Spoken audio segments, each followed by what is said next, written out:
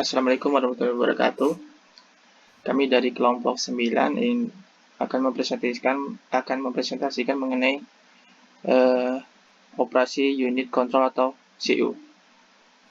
Di kelompok kami ini beranggotakan saya sendiri Fadli Ali Satrio dengan NIM 191160 dan Rafli Fadila dengan NIM 191162.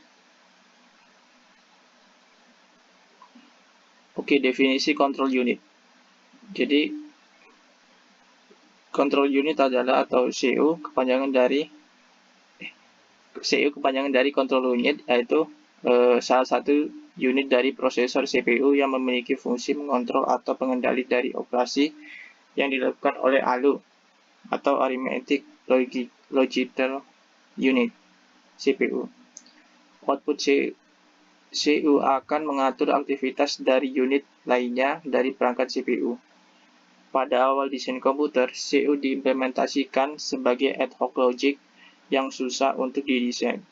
Sekarang, control unit diimplementasikan sebagai sebuah mikroprogram yang disimpan di dalam tempat penyimpanan kontrol atau control store.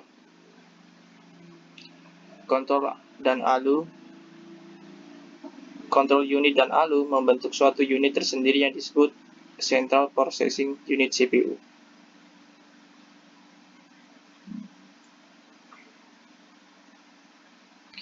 Tugas dasar operasi unit kontrol.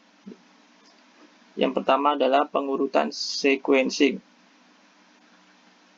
Pengertiannya yaitu unit kontrol yang menyebabkan prosesor menuju sejumlah operasi mikro dalam urutan yang benar, yang didasarkan pada program yang sedang dieksekusi. Yang kedua adalah eksekusi atau execution, yaitu unit kontrol yang menyebabkan setiap operasi mikro dilakukan. Tugas lain CU. Tugasnya yang pertama yaitu mengatur dan mengendalikan alat-alat input dan output atau I/O.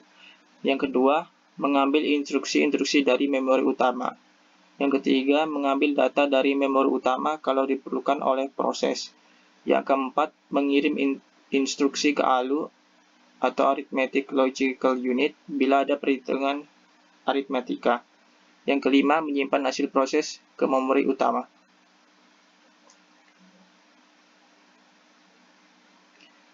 Proses 3 langkah karakteristik control unit.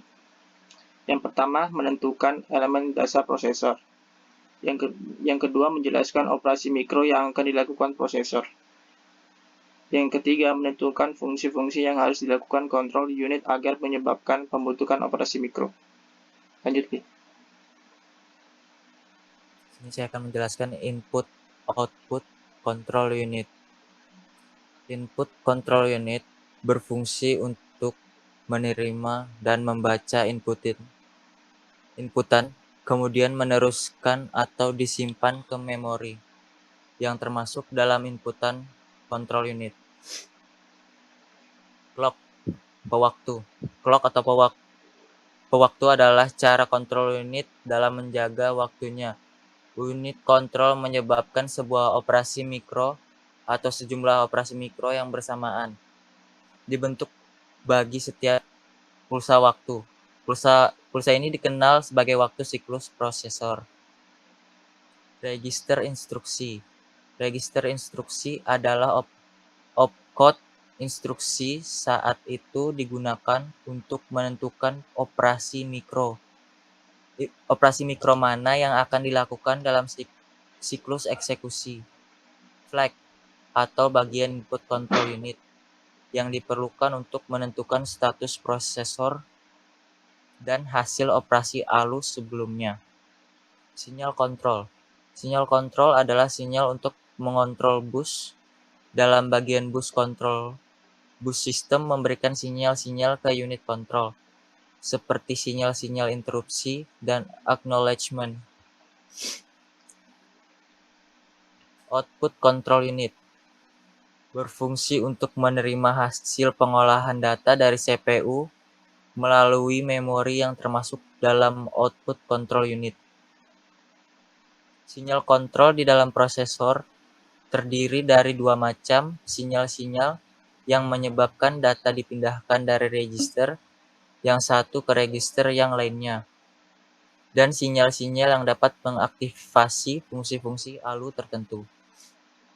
Sinyal kontrol bagi bus adalah kontrol sinyal ini juga terdiri dari dua macam sinyal kontrol bagi memori dan sinyal kontrol bagi modul-modul I/O. Unit kendali logika, control logic unit, bertugas untuk mengatur seluruh aktivitas perangkat keras komputer.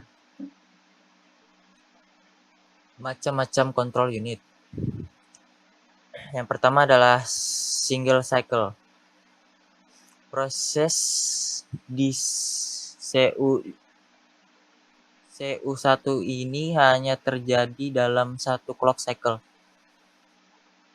Artinya setiap instruksi ada pada satu cycle, maka dari itu tidak memerlukan state.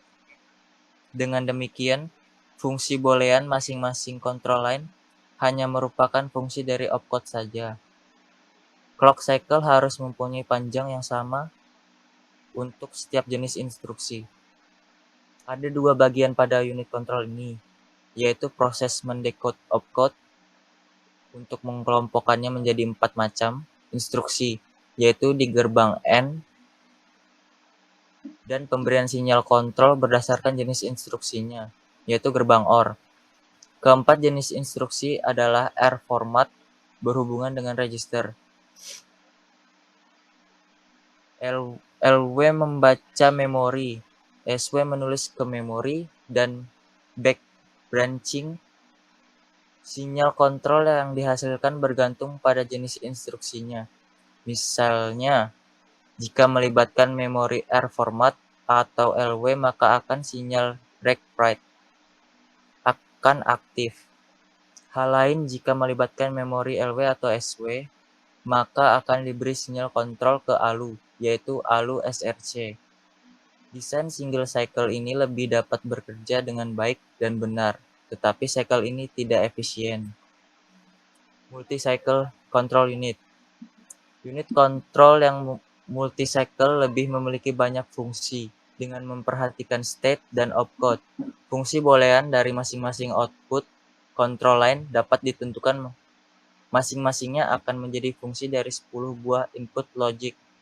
Jadi akan terdapat banyak fungsi boolean dan masing-masingnya tidak sederhana. Pada cycle ini, sinyal kontrol tidak lagi ditentukan dengan melihat pada bit-bit instruksinya. Bit-bit opcode memberitahukan operasi apa yang selanjutnya akan dijalankan CPU, bukan instruksi cycle selanjutnya. Terima kasih, sekian dari presentasi kami.